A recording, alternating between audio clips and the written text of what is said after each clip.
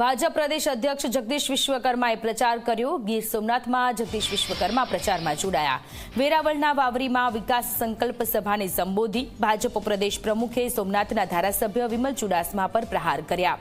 ધારાસભ્યએ ક્યારેય વિકાસ માટે રજૂઆત નથી કરી। જે રોડ બને છે તે ભાજપ જિલ્લા પ્રમુખની રજૂઆતથી બને છે। ભાજપ પ્રદેશ પ્રમુખના આક્ષેપ પર ધારાસભ્યનો પલટવાર। વિમલ ચુડાસમાએ વળતા પ્રહાર કર્યા। ભાજપ સરકાર વિધાનસભા લાઈવ કરાવે તો ખબર પડે। મારા સવાલોના ભાજપના મંત્રીઓ પાસે જવાબ હતા નહીં અને જવાબ આપી શક્યા ન હોવાની વાત પણ તેમણે કરી।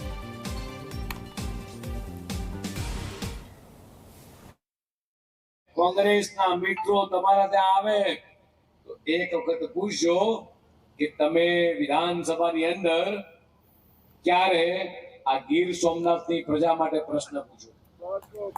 તમારા ધારાસભ્યને પૂછજો અથવા તમે કદાચ આવો, રાજેશભાઈને કહું છું, ભગાભાઈને કહું છું, તમને વિધાનસભામાં લેતા આવે, તમારા ધારાસભ્ય પેલી મૂંગી માં બેહે એ વિધાનસભામાં આગળની બેંચમાં બેઠા હોય, એક હરફ શબ્દ આખા વિધાનસભાના સત્ર સિવા દરમિયાન એક શબ્દ પોકારતા નથી।